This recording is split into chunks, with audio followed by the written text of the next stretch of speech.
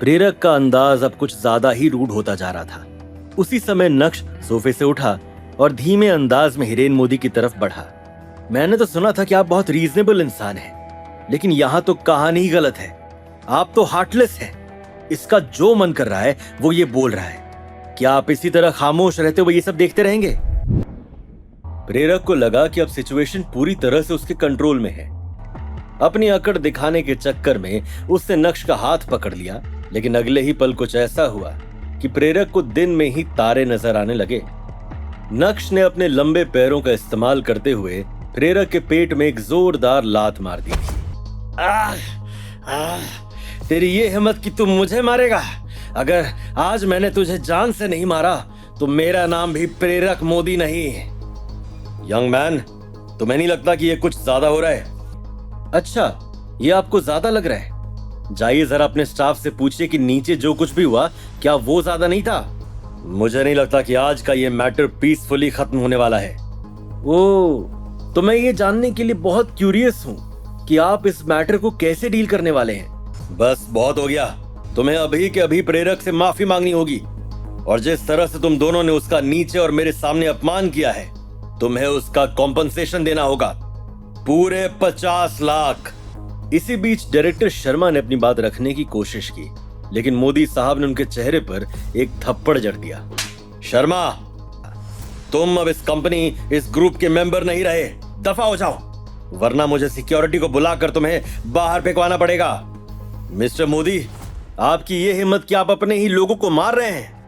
ओह, तुम हिम्मत की बात कर रहे हो? कोई भी ऐरा गैरा आएगा और मेरे सामने अकड़ दिखाएगा और मैं चुप बैठूंगा? ये मेरी कंपनी है, यहाँ का मालिक मैं हूँ। दर्द से छटपटाते हुए जैसे तैसे प्रेरक जमीन से उठा और अपना फोन बाहर निकालते हुए उसने एक कॉल किया। मिस्टर नैनीवाल, आप कहाँ पर हैं? मुझे किसी ने बहुत बेरहमी से मारा है। आप जल्दी से जल्दी कुछ आदमी को लेकर मोदी ग्रुप पहुंचिए। मैं 14 फ्लोर पर मेरे कैबिन में हूँ। उधर अनिका अभी भी प्राची के साथ नीचे हॉल में नक्श का इंतजार कर रही थी। नक्श को ऊपर गए हुए काफी समय हो गया था। ये सोचकर उसका दिल घबराता जा रहा था, लेकिन दूसरी तरफ मिस्टर नैनीवाल को कॉल करने के बाद प्रेरक में और भी ज्यादा जोश आ गया था। आज मैं तेरी टांगे तोड़वा कर रहूंगा। नक्श की बात सुनकर प्रेरक का कलेजा उसके मुंह तक आ गया था। गुस्से से बिलबिलाते हुए प्रेरक नक्श की तरफ तेजी से बढ़ा, लेकिन इससे पहले कि वो नक्श पर हमला करता, नक्श ने उसके चेहरे पर एक जोरदार तमाचा जड़ा।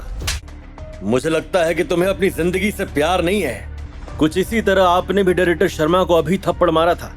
बस मुझे सूद समेत वापस करना था, मैंने कर दिया। लड़के, या तो तू तेरी गलती की हम दोनों से माफी मांग ले और कॉम्पनसेशन भर के यहाँ से चला जा, या फिर तुझे अब मरना ही होगा।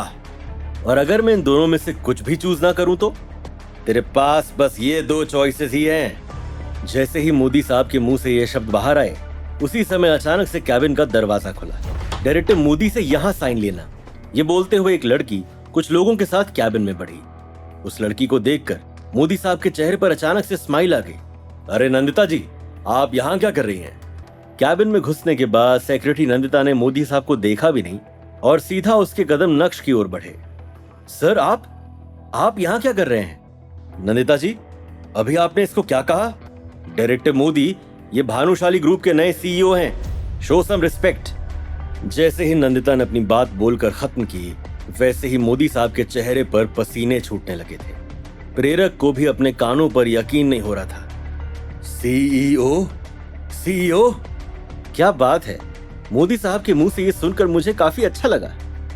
लेकिन मोदी साहब, मेरे पास सिर्फ 2 ही चॉइसेस हैं, या तो मैं आपसे और प्रेरक से माफी मांग लूं या फिर मरने के लिए तैयार हो जाऊं, है ना? अरे नहीं, 50 लाख का कॉम्पनसेशन भी तो भरना है। सीईओ सर, मैं आपको पहले पहचान नहीं पाया, मैं आपसे माफी मांगता हूं। अच्छा, अगर ऐसी बात है तो अगर मेरी जगह भी कोई और होता तो आप उसे तो मरवा ही देते, है ना? मोदी साहब को समझ नहीं आ रहा था कि वो इस सवाल का क्या जवाब दें। 1 मिनट बाद अचानक से मोदी साहब ने प्रेरक पर चिल्लाते हुए कहा, अब उधर क्या खड़ा है? मेरी मैयत में आया क्या? इधर आ, सीईओ सर से माफी मांग। सीईओ सर, सॉरी, मुझसे गलती हो गई। तुझे किसने हक दिया कि तू किसी को मेरी कंपनी से बाहर निकालेगा? तू चाहता है कि सीईओ सर तेरे सामने झुके? बेशरम, निकल यहां से। थोड़ी देर तक तमाशा कुछ इसी तरह चलता रहा। और उसके बाद जब मोदी साहब थक गए, अपने आप को संभालते हुए बोले, सीईओ सर, प्रेरक बिल्कुल भी सेंसिबल नहीं है। मैंने आपकी तरफ से उसे अच्छा खासा सबक सिखा दिया है। प्रेरक सेंसिबल नहीं है और आप बिल्कुल भी रीजनेबल नहीं है। जैसे ही नक्श के मुंह से ये शब्द बाहर आए, वैसे ही कैबिन का दरवाजा फिर से खुला और एक हट्टा कट्टा इंसान अपने आदमियों को लेकर कैबिन के अंदर दाखिल हुआ। उन सभी के हाथों में बेसबॉल बैट थे। डायरेक्टर मोदी, कौन है जिसने आपको प्रवोक किया? बताइए, उसकी कहानी अभी खत्म कर देते हैं। तुम्हें यहाँ आने के लिए किसने कहा? डायरेक्टर मोदी, आप मुझे क्यों मार रहे हैं? डायरेक्टर मोदी बस इतना चाहते थे कि नक्श उन्हें किसी भी तरह माफ कर दे, और इस चक्कर में वो पूरी तरह से आउट ऑफ कंट्रोल हो गए थे। मुझे कुछ नहीं हुआ है, जल्दी से अपने आदमियों को लेकर यहाँ से निकल जाओ। मिस्टर नैनीवाल जमीन से उठे और अपने आदमियों को लेकर उस कैबिन से बाहर निकल गए। सॉरी सीईओ सर, मैं आपको पहचान नहीं पाया। लेकिन क्या प्रेरक की ये माफी नक्श करेगा एक्सेप्ट? आखिर नक्श ने इतना कुछ होने के बाद भी मोदी ग्रुप से अपने रिश्ते खत्म क्यों नहीं किए? क्या आज अनिका के सामने भी नक्श की असलियत बाहर आने वाली है? ये जानने के लिए देखिए अगला एपिसोड सिर्फ पॉकेट एफएम के यूट्यूब चैनल पर, और इंस्टा एम्पायर के सारे एपिसोड्स को सुनने के लिए डिस्क्रिप्शन में दी गई लिंक से डाउनलोड कीजिए पॉकेट एफएम ऐप।